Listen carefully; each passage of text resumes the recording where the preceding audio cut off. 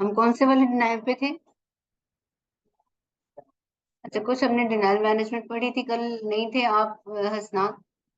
हम लोगों ने डिनाइल मैनेजमेंट में कुछ पढ़े थे, डिनाइल कोड, उन पे एक्शन आगे से हम स्टार्ट करते हैं। जो तुम्हारे पीछे वाले रह गए उनको हम पीछे से बाद में कवर कर लेंगे, ठीक है? 22 हो गया, बताओ। 9 B7 हुआ था।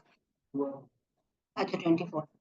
ये डिफरेंट डिनाइल्स कोड है। डिनाइल्स वो होते हैं कि जो कोई भी इंश्योरेंस कंपनी में क्लेम जाता है, एक्सेप्ट होता है, प्रोसेस होने के बाद वो रिफ्यूज कर लेती है पे करने से, ठीक है? CO24 जो है, payment charges, adjusted charges are covered under capitation. Capitation क्या होती है? कैपिटेशन एक फ्लैट मंथली अमाउंट होती है जो इंश्योरेंस कंपनी क्या करती है, डॉक्टर को देती है, मंथ के स्टार्ट में ही दे देती है। नंबर ऑफ द पेशेंट के की जो लिस्ट होती है उनके अगेंस्ट, जैसे उसने कोई 100 पेशेंट की कोई लिस्ट की है, 20 पेशेंट की लिस्ट की है, और वो उनके अगेंस्ट पहले ही इंश्योरेंस कंपनी कोई क्लेम जाने से, सबमिट होने से पहले ही डॉक्टर को दे देती है कि इन पेशेंट्स का की कैपिटेशन हम ऑलरेडी आपको पे कर रहे हैं। आपने जितना भी ये पेशेंट जितनी दफा भी इस महीने में आएंगे ना, तो आप इन्हीं पैसों में कवर कर लेंगे, ठीक है? समझ आई? कि इंश्योरेंस दे देती है डॉक्टर को पेशेंट के क्लेम प्रोसीजर होने से पहले ही। लिस्ट होती है उसकी, कैपिटेट जो पेशेंट होते हैं उनकी एक लिस्ट होती है, उस लिस्ट के अगेंस्ट वो पैसे दे देती है। अब क्या होता है कि पेशेंट अगर एक दफा विजिट करे तब भी वो जो अमाउंट उसके अगेंस्ट दी होती है उसमें कवर होता है, वो 10 दफा भी विजिट करे तब भी वो जो अमाउंट होती है उसके अंदर कवर होता है, ठीक है? ये कैपिटेशन होती है। लेकिन जब अगर आपके पास कैपिटेशन का डिनाई आता है तो उसमें डिफरेंट किस्म का एक कॉन्सेप्ट होता है कि कैपिटेशन का अगर डिनाई आएगा तो क्या होगा। इसको मैंने क्या कर लिया। अब कैपिटेशन का डिनाई जब आपके पास आता है तो कैपिटेड होता है अगर पेशेंट, तो क्या होगा कि दो तरह की चीजें, कि कैपिटेशन का डिनाई आपकी कौन सी इंश्योरेंस कर रही है, ठीक है? अगर तो आपकी मेडिकेयर कैपिटेशन का डिनाई कर रही है तो क्या होगा कि कैपिटेशन का डिनाई मेडिकेयर अगर करती है तो इसका ये मतलब होता है कि आपका पेशेंट जो है वो किसी मैनेज केयर प्लान के साथ इनरोल है। मैनेज केयर प्लान का मतलब ये होता है, मैनेज केयर प्लान हमने पढ़े है ना, कि जो, हाँ, मैनेज केयर प्लान वो होते हैं कि मेडिकेयर का आगे कोई प्लान है जो कि एज प्राइमरी पे कर रहा है, ठीक है? अगर, क्योंकि मेडिकेयर कैपिटेशन लेती ही नहीं है, मेडिकेयर की इंश्योरेंस कभी भी प्रोवाइडर को कैपिटेशन नहीं देती, ये सिर्फ कमर्शियल इंश्योरेंस देती है, ठीक है? मेडिकेयर अगर कैपिटेशन का डिनाई करे तो इसका मतलब है कि कोई आगे मैनेज केयर प्लान था मेडिकेयर का जिसको क्लेम सबमिट होना चाहिए था, लेकिन हमने क्या किया, मेडिकेयर को सबमिट किया। इस तरह के सिनेरियोज में हमने क्या करना है, देखना है कि मैनेज केयर प्लान कौन सा है। हम जब भी एलिजिबिलिटी चेक करेंगे मेडिकेयर की तो मैनेज केयर प्लान पता चल जाएगा कि यूनाइटेड हेल्थ केयर है, एटना है, सिग्ना है, जो भी मैनेज केयर प्लान है, एक्चुअल में जो प्लान है उसको हम सबमिट करा देंगे एज पर, ठीक हो गया? लेकिन अगर हमारी कोई कमर्शियल इंश्योरेंस कैपिटेशन का डिनाई कर रही है तो हमने क्या करना है, पहले चेक करना है कि हमारा डॉक्टर जो है वो कैपिटेशन लेता है, उसके पास कैपिटेशन का कॉन्ट्रैक्ट है। अगर कैपिटेशन का कॉन्ट्रैक्ट है डॉक्टर के पास, वो कैपिटेशन लेता है पेशेंट के अगेंस्ट, तो वो पेशेंट के जितने भी क्लेम हैं उनमें CO24 की एंट्री करके क्लेम्स को एडजस्ट कर दे। कैपिटेड क्लेम क्योंकि उनकी ऑलरेडी पेमेंट हो चुकी हुई है, तो हम क्या करेंगे, वो अमाउंट डाल के उनको एडजस्ट कर देंगे, ठीक है? सम टाइम ये होता है कि डॉक्टर क्या करते हैं, जो कैपिटेशन उसने ली होती है उसकी डिटेल भी आपके साथ शेयर करते हैं, ठीक है? अगर उनकी डिटेल वो शेयर कर रहा है तो वो क्या होगा कि उनकी डिटेल के अगेंस्ट हम लोगों ने क्या करना है, वो कैपिटेशन की एंट्री करनी होती है कि हम देख लें कि इनवॉइस में कैपिटेशन को भी इनवॉइस में हमने चार्ज करना है, जो कैपिटेशन की अमाउंट है तो हम फिर उसको अपने सॉफ्टवेयर के अंदर एंटर करते हैं, कैपिटेशन का एक अलग से अकाउंट बना के उसमें सारी कैपिटेशन की अमाउंट डालते हैं, ठीक है? ये वैसे नहीं होती जैसे जनरल पेमेंट पोस्टिंग, कैपिटेशन का अपना एक रैंडम एक डमी अकाउंट बनाते हैं और उसमें हमने कैपिटेशन की सारी पेमेंट डाली है। क्योंकि कैपिटेड जो भी क्लेम होते हैं, कैपिटेड क्लेम एडजस्ट हो जाते हैं वहां पे पेमेंट, ठीक हो गया? क्योंकि पेमेंट नहीं आएगी ना, ऑलरेडी तो पे हुए हुए थे, ठीक है? उसमें तो हमने उनको पे कराने के लिए कोई एफर्ट्स भी नहीं लगाई। इन्हीं चीजों को एक्सप्लेन किया है कि मेडिकेयर है तो मेडिकेयर या मेडिकेड है तो एलिजिबिलिटी चेक करके रियल टाइम के थ्रू, वेबसाइट के थ्रू, या जो भी हम देखेंगे कि जो उनका मैनेज केयर है उसको सबमिट कराएंगे, और अगर दूसरी कमर्शियल इंश्योरेंस है तो एग्रीमेंट देके हम देखेंगे कि एग्रीमेंट कैपिटेशन का, तो कैपिटेशन की एंट्री, उसके एडजस्टमेंट की एंट्री को CO 24 से कर देंगे। ठीक है, कैपिटेशन का अक्सर पूछा जाता है कि कैपिटेशन कौन सी अमाउंट, तो वो लमसम अमाउंट होती है या वो फ्लैट अमाउंट होती है जो लिस्ट ऑफ पेशेंट के अगेंस्ट जो है इंश्योरेंस आपको किसी भी डॉक्टर को मंथ के स्टार्ट में ही पे कर देती। CO 27 नाम से जाहिर है, expenses incurred after coverage termination. इसका मतलब है कि कवरेज टर्मिनेट हो गई थी, इंश्योरेंस इनएक्टिव थी जब आपने सर्विसेज दी। ठीक है, अब इसके लिए सबसे पहले हम क्या देखते हैं, ये denial cover the termination of insurance coverage prior to receiving the services, कि कोई डेट इंश्योरेंस पहले ही इनएक्टिव हो गई थी, टर्मिनेशन हो गई थी उसकी, और डेट ऑफ सर्विस बाद की है। The date of service is subsequent to the termination और द कवरेज, उस दिन सेम डे की है जिस वो कवरेज, जिस दिन वो टर्मिनेट हो रही है उसी दिन की डेट ऑफ सर्विस है तब भी। फिर हमने क्या करना है इस सूरत में, सबसे पहले हमने पेशेंट का अकाउंट देखना है, क्लेम को देखना है और डेट ऑफ सर्विस को देखना है कि एग्जैक्ट हमें डेट ऑफ सर्विस कौन सी रिसीव हुई थी, हमने क्लेम सही बनाया है। फिर उसके बाद कंपेयर करेंगे पेशेंट के क्रीडेंशियलिंग फ्रॉम द इंश्योरेंस कार्ड, ये सारी देखेंगे। एलिजिबिलिटी चेक करना है हमने सब, ये तो सबसे ज्यादा फॉरमोस्ट हमारा इंपॉर्टेंट काम, हमारी तो रेवेन्यू साइकिल की इब्तिदाई यहीं से थी कि हमने एलिजिबिलिटी चेक करनी है। ठीक है, एलिजिबिलिटी चेक करनी है, टर्मिनेट थी इस डेट को कि नहीं थी। ठीक है, फिर अगर टर्मिनेट हो जाती है इंश्योरेंस, टर्मिनेट होगी थी डेट ऑफ सर्विस में, हम पेशेंट को बिल करेंगे एक्टिव इंश्योरेंस के लिए। और अगर टर्मिनेट नहीं थी, इंश्योरेंस गलत कह रही है, कम चांसेस होते हैं कि इंश्योरेंस गलत है, लेकिन अगर ऐसा है तो हम रिप्रोसेसिंग के लिए कॉल करते हैं। अब इस तरह का सिनेरियो कैसे होता है कि हमें इंश्योरेंस एक्टिव नजर आ रही है लेकिन वो टर्मिनेट कह रही है कि मैं हूँ। वो ऐसे होता है कि जैसे हमने मेडिकेयर के 4 पार्ट देखे, उनमें से कोई भी पार्ट एक्टिव होगा तो इंश्योरेंस एक्टिव ही शो होगी। जब हम डिटेल में जाके देखेंगे तो हमें पता चलेगा पार्ट बी इनएक्टिव है, पार्ट सी इनएक्टिव है, पार्ट डी इनएक्टिव है, ये वाली चीजें। उनमें से एक भी पार्ट एक्टिव होगा तो ओवरऑल इंश्योरेंस की जब एलिजिबिलिटी हम चेक करेंगे तो पहले वो एक्टिव ही शो होगी। तो अगर हम डिटेल में नहीं देख रहे एलिजिबिलिटी तो क्या होगा कि इस तरह के एरर्स हो सकते हैं। अब कह रहा है कि सबसे एंड पे क्या कह रहा है, if patient active coverage on the visit date of service generate the call with reprocessing. If the patient didn't have coverage at the time of the services were performed, then क्या करेंगे हम, patient को bill कर देंगे। ठीक है, type 3 बोला हुआ, टाइप 2 किसी में नहीं है। ये चीज समझ आ गई। अब CO 100 है, ये तो बिल्कुल समझ आना चाहिए। CO 100 है, payment made to the patient insure responsible party, insurance ने डायरेक्टली पेशेंट को पे किया, क्यों किया, क्योंकि जो उसका बिल्कुल। अब क्या कहते हैं कि जब नॉन पार्टिसिपेटिंग में हमने देखा था कि डायरेक्टली क्या करती है, पेशेंट को पे करती है। हमारे पास अगर CO 100 का डिनाइल आता है और वो कह रही है कि payment made to the patient insured और रिस्पॉन्सिबल पार्टी, तो इसका मतलब है कि रिस्पॉन्सिबल पार्टी को डायरेक्टली पेमेंट गई है। Payment has been made to the subscriber or the patient. If the provider is non-participating with the carrier, then the payment is released to the insurance to the patient or the subscriber. Suggested action क्या होगा, don't post the payment from the notification. ठीक है, अगर आपको notification ऐसा आता भी है CO 100 आ रहा है तो आप पेमेंट को पोस्ट नहीं करेंगे। आपने क्या करना है, पेशेंट को बिल करना है। ठीक है, पेशेंट पेमेंट आपको देगा फिर आप पोस्ट करेंगे। ठीक है, क्योंकि उसे मिली थी ना। अब B15 है, payment adjusted because the procedure services is not paid separately, ये सर्विसेज सेपरेटली पेड नहीं होंगी। वो कौन सी सर्विसेज होती हैं जो सेपरेटली पेड नहीं होती, जो एक दूसरे के अंदर कवर हो जाती है। एक दूसरे के अंदर कवर होने वाली सर्विसेज कौन सी होती हैं, जैसे एक बंदा सर्जरी करा रहा है, ठीक है, और उसने सर्जरी के पैसे दिए थे हॉस्पिटल में। सर्जरी के बाद आफ्टर सर्जरी उसको कुछ भी है, टेम्परेचर हो गया, उसको इन्फेक्शन हो गई, कोई उसने ट्रीटमेंट की जो सर्जरी से रेलिवेंट थी, तो क्या होगा, वो अलग से पे नहीं होगा। लेकिन अगर उसी पेशेंट का जिसकी सर्जरी हुई थी गिर के उसकी टांग भी टूट गई, उसका अपेंडिक्स रिमूव हुआ था, उसकी टांग भी टूट गई, अब डॉक्टर उसके पास जो था करीबी वो उसी के पास आया, लेकिन अब इस तरह के सिनेरियो में क्या होगा, इररेलीवेंट है, जाहिर है उसकी टांग तो अलग ही बात थी जो टूट गई थी, तो फिर उसके साथ अप्रोप्रिएट मॉडिफायर जाएगा जो सेपरेटली क्या करेगा, बताएगा कि ये सर्विस उस सर्विस से डिफरेंट थी। ठीक है, अब क्या किया, services not perform along with another build procedure is mutually inclusive to the another procedure, services is not separately payable and the considered components. फिर क्या कि same similar services are recently built for the condition, charges are included in the global fee. ये जो global fee मैंने बताया था यही वही वाला सर्जरी वाला सीन है. Multiple similarly services are submitted.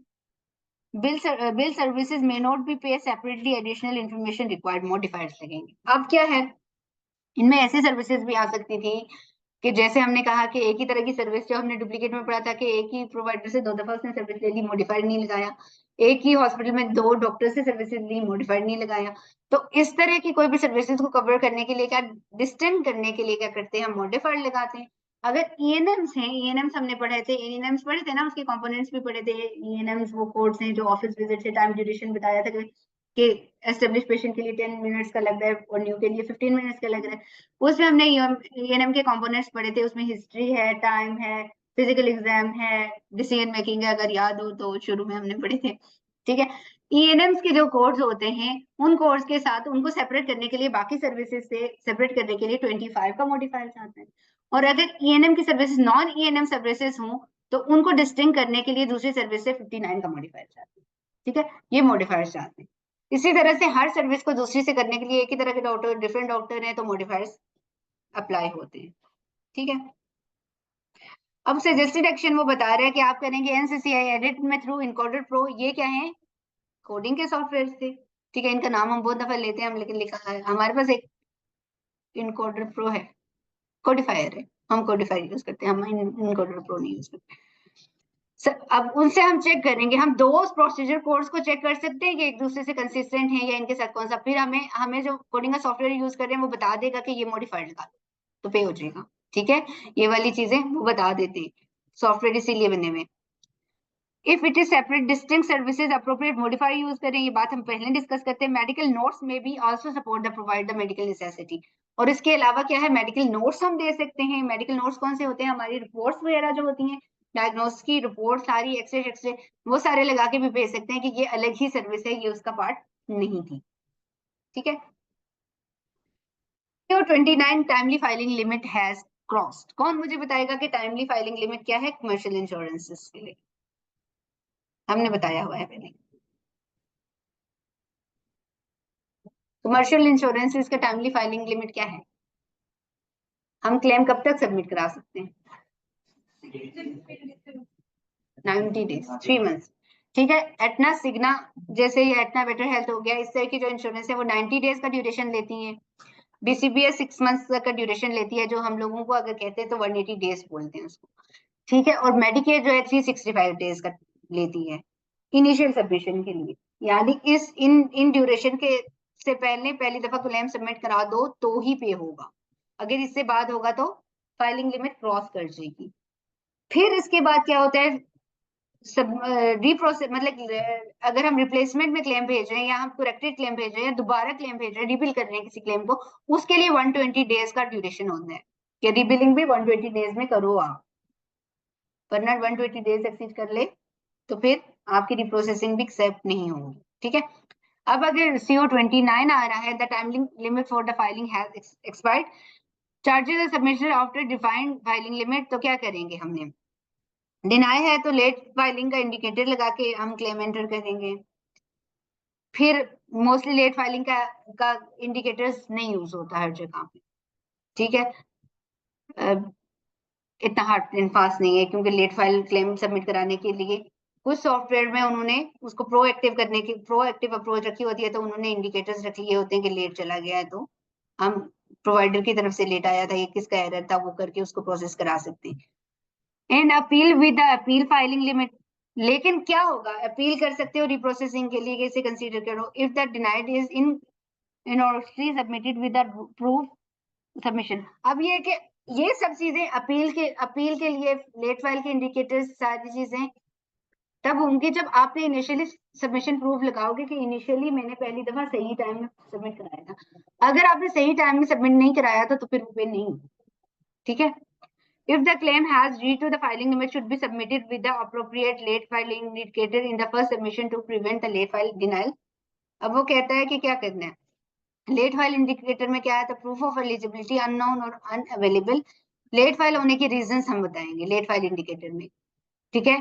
लेजिगेशन, authorization delay, delay in the certification of the provider. ये लेट फाइल इंडिकेटर सारे वो रीजन है कि जो हमारे डॉक्टर की एनरोलमेंट नहीं हुई थी, हमें इंश्योरेंस की एलिजिबिलिटी नहीं कहीं से पता कर सकते थे, या इस तरह के जेन्युइन रीजंस जो हमारी गलती नहीं है, तब भी लेट फाइल लिंक के इंडिकेटर लगाएंगे तो वो पे होगा। अगर हमने मिस कर दिया, ऐसे कर लिया, कोई रीजन नहीं था, इंश्योरेंस की तरफ से रीजन नहीं था, ये सारे रीजन जो हमने लिखे हुए हैं ना लेट फाइलिंग के, वो इंश्योरेंस की तरफ से कोई रीजन डिले हो रहा था, तब जाके वो उसको कंसीडर करेगी। अगर हमारी तरफ से डिले था क्लेम, अगर हमारी तरफ से मीन बिलिंग कंपनी का एरर था, ठीक है, अगर बिलिंग कंपनी ने क्लेम सबमिट नहीं कराया टाइमली और हमें टाइमली मिल गया था डॉक्टर की तरफ से, हमने मिस कर दिया, तो इस चीज के लिए जितने पैसे हैं डॉक्टर को हम पे करेंगे, बिलिंग कंपनी सू कर सकता है डॉक्टर। अगर उसने ज्यादा नंबर ऑफ हमने पेशेंट, कोई फाइल पूरी हमने गायब की हुई है और उसमें बहुत सारे पेशेंट थे और सारे लेट फाइल हो गए, तो वो हमें सू कर सकते हैं असूलन बिलिंग कंपनी को। अगर डॉक्टर की तरफ से डिले था, उसने भेजा ही नहीं हमें टाइम पे, और जब उसने भेजा उससे लेट फाइल हो गया था, फिर डॉक्टर को वो क्लेम एडजस्ट करना चाहिए, वो उसके लिए पेशेंट को बिल नहीं कर सकता। हमने 3 रीजन देखे डिले होने का, क्लेम लेट फाइल होने के। एक, इंश्योरेंस की तरफ से डिले, इंश्योरेंस की तरफ से एनरोलमेंट का इशू है, एलिजिबिलिटी नहीं वेरीफाई हो रही, या कोई इंश्योरेंस का रीजन है, उस सूरत में क्या करेंगे, लेट फाइलिंग का एलएफ का इंडिकेटर लगाएंगे और उसके बाद रीसबमिट कराएंगे, और रीजन भी लिखेंगे कि ये रीजन था इसको लेट सबमिट कराने। क्योंकि इंश्योरेंस की तरफ से डिले था, तो हम वो क्या करेगी, इंश्योरेंस उसे प्रोसेस में डालेगी क्लेम को, ठीक है, पे भी कर लेगी, क्योंकि उसका रीजन था ना, जेन्युइन था, हम नहीं करवा सकते थे। दूसरा, हमारी तरफ से गलती थी तो हम ही भुगतेंगे, हम नहीं पैसे भरने डॉक्टर को अगर वो हमें कहेगा तो। तीसरा, डॉक्टर की तरफ से डिले था, डॉक्टर की तरफ से डिले था, गलती डॉक्टर की है, तो फिर डॉक्टर को क्या करना पड़ेगा, क्लेम एडजस्ट कराना पड़ेगा, राइट ऑफ कर देगा, राइट ऑफ मतलब कि जीरो कर देगा इसकी अमाउंट, बस खत्म, अब नहीं इसके लिए किसी पेशेंट को बिल कर सकता, ठीक है। यानी जो रिस्पॉन्सिबल है वही उस चीज का खमियाजा भुगतेगा, दूसरा नहीं भुगतेगा। अब CO 50 है, these are non-covered services because this is deemed to a medical necessity by the payer, the denial is received when। क्या होता है deemed to medical necessity का मतलब होता है कि इसकी जरूरत नहीं थी, जो आपने सर्विसेज परफॉर्म की हैं इसकी जरूरत नहीं थी। एक पेशेंट आपके पास सर दर्द की वजह से आता है, आप उसको ड्रिप लगा देते हो, उसको जरूरत नहीं थी उसे, ठीक हो गया, कोई इररिलेवेंट सी हमने सर्विस दे दी, जबकि उसके डायग्नोस्टिक कोड डिफरेंट थे और उसकी सर्विसेज डिफरेंट थी। उसकी रीजन क्या हो सकती है, the insurance company has a doubt about the patient medical history or the current condition, they need more information। एक तो याद ये कि अभी की कंडीशन, अगर उसे पुरानी हिस्ट्री में डॉक्टर का पेशेंट को पता है, पेशेंट को तो ये वाले मसले हैं ही नहीं जिसकी ये इलाज कर रहे हैं, तो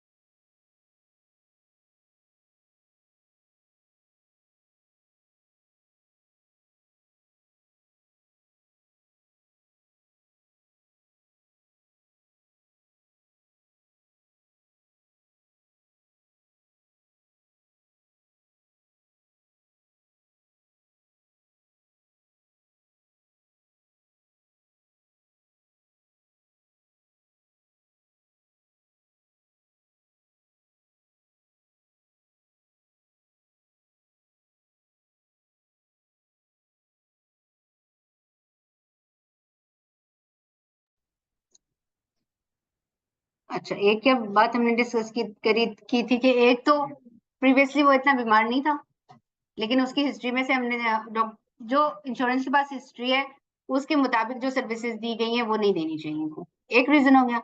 दूसरा क्या है, perform services doesn't appear in the medical necessity for the patient. जो सर्विसेज नजर आ रही हैं वो उसको जरूरत थी ही नहीं। द डायग्नोस, जो सबसे बड़ी रीजन है, वो सबसे इंपॉर्टेंट कि ये डिनाई क्यों आता है, ये वाली है।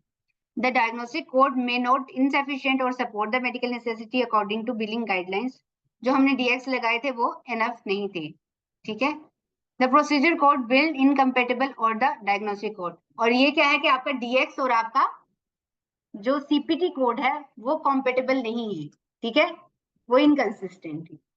डीएक्स और सीपीटी, अगर हमने डीएक्स डीएक्स गलत लगाए हुए हो, डीएक्स कोई और बीमारियां, कोई और बीमारियां लगा लें, या कोई ज्यादा बीमारियों की डिटेल्स डीएक्स आए हुए हो लेकिन हमने ना लगाए हुए, हमने इग्नोर कर दिया हो, तो हम वो क्या होता है, तब हो जाते हैं। तो हम सबसे पहले ये चेक करते हैं डीएक्स और सीपीटी के कॉम्बिनेशन। प्रोसीजर कोड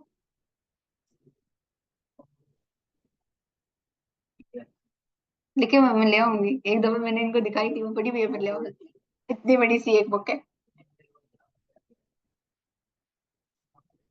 क्या मतलब, याद क्यों रहेंगे हमें, नहीं याद नहीं रहते सीपीटीज, याद नहीं रहते। जब कोडिंग होती है तो कोड्स में कन्वर्ट होते हैं, कोड्स लिखे हुए होते हैं, ठीक है। सीपीटी हमें मेमोराइज करने की जरूरत नहीं है, हमें अभी तक मेमोराइज नहीं है, एएनएम्स के अलावा कोई सीपीटी से मेमोराइज। हाँ,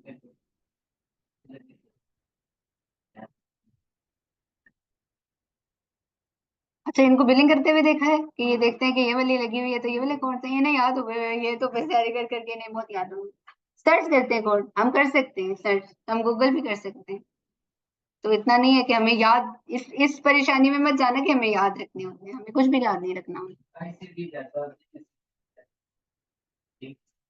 वो बुक ले आऊंगी फिर देखना, आईसीडीज एक नहीं, नहीं आईसीडी हमेशा देखो, आईसीडीज आपकी कंप्लेंट्स है ना, आपकी बीमारियों में आपको कंप्लेंट्स ज्यादा ही होंगी, आपका प्रोसीजर तो एक ही होगा कोई, ठीक है।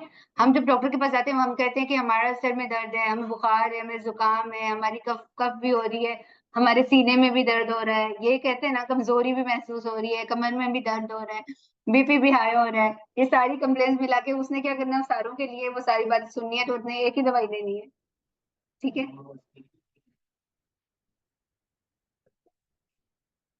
वो इसलिए, अच्छा ये इनका इन जो हम लोग बिलिंग कर रहे हैं, उस बेचारी बिलिंग को मत सोचो कि क्या है, वो हमारे पेशेंट ऐसे हैं कि रेगुलर बेचारे पेशेंट ही हैं और वो आते ही रहते हैं।